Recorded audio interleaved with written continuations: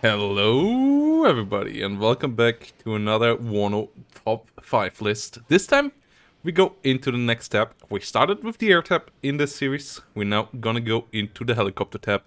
And yeah, what is eligible for the helicopter top 5 list? Everything that is in here. So attack helicopters, ATGM helicopters, AA helicopters and transport helicopters.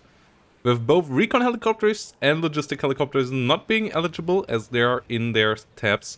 Also, logistics tab would be pretty boring without the helicopters, so we keep them for there.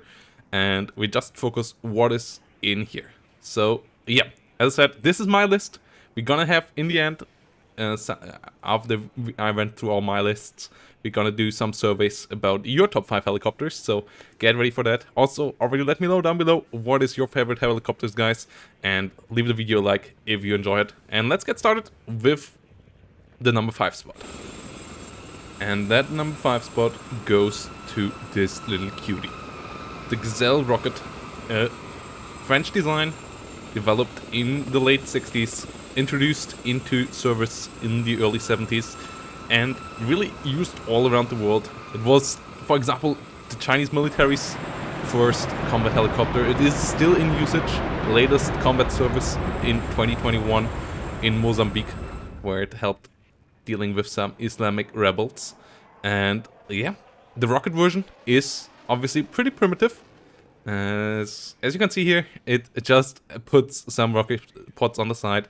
It has 12 rockets, but those deal the damage, and it's the cheapest helicopter in the game. 20 points for a helicopter. It's cheaper than a lot of the transport ones, so that is for sure really, really helpful.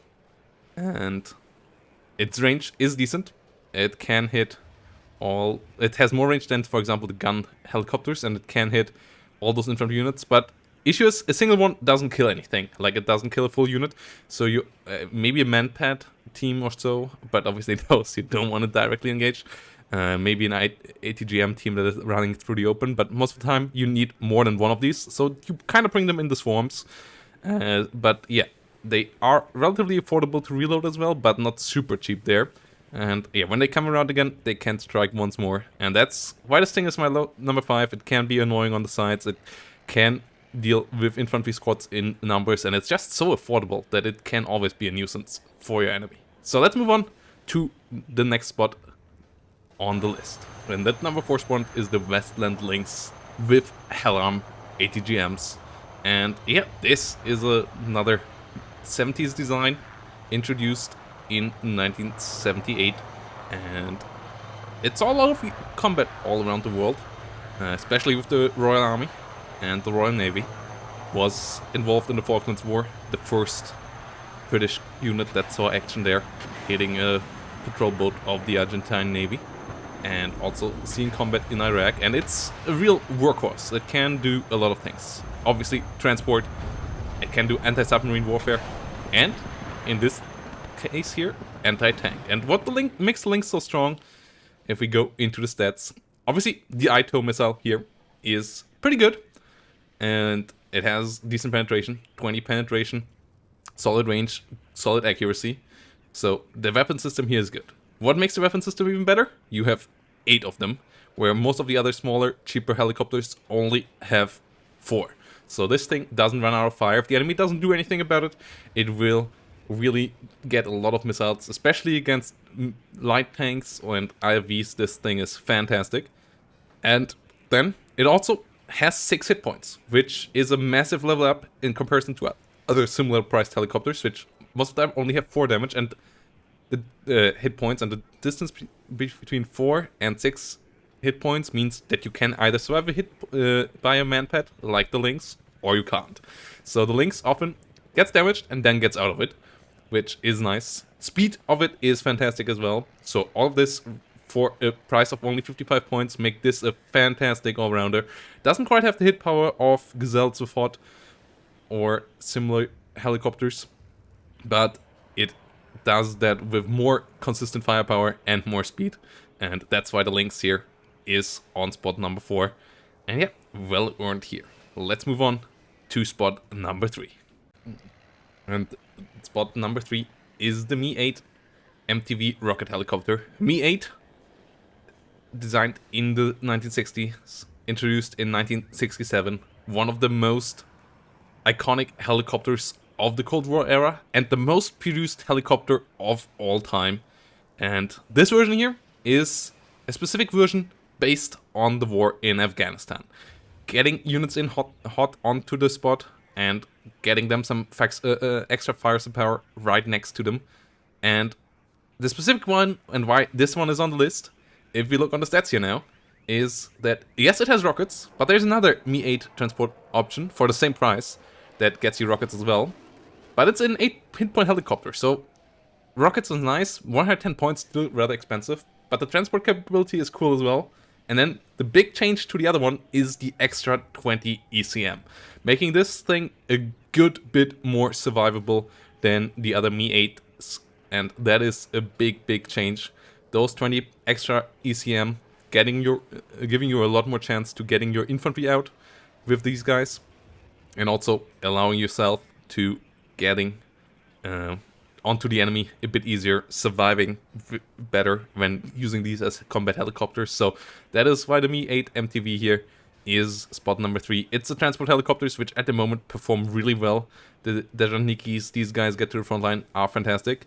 And then the 20 ECM really for free give you a nice level up on this beautiful machine. So let's move on to spot number 2.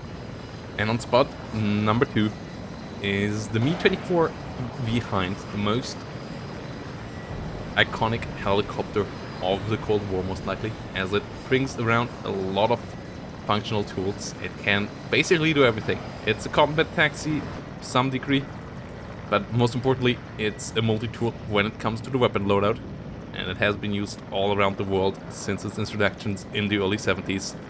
And in WARNO, this version here is the AA version with E-Glass, with rockets, and with a Yak-7B gun turret in the front.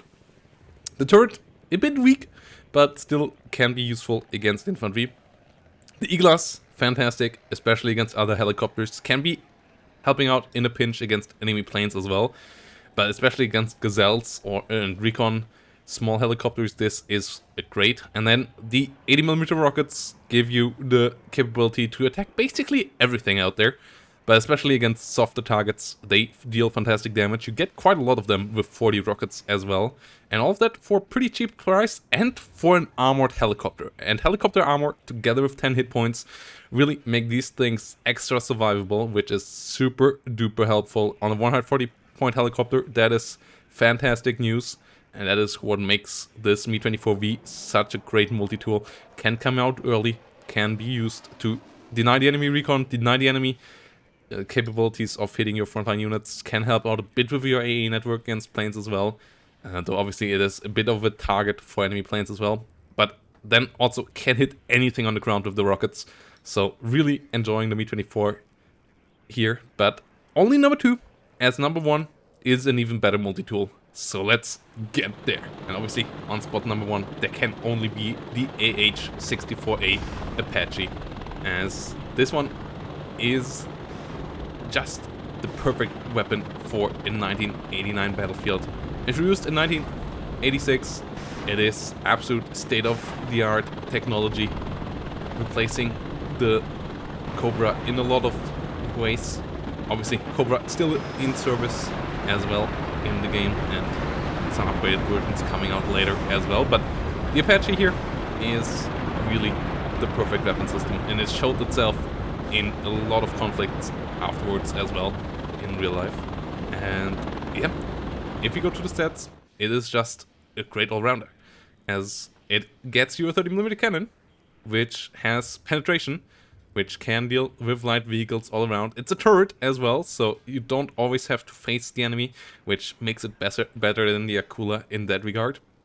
It has Hellfire missiles, which have fantastic penetration, fantastic range, and even on the move, even if you move the helicopter around, they still have 50% accuracy. So you can actually maneuver quite a bit with the Apache, and especially since the latest changes to maneuverability of helicopters, that helps out quite a lot.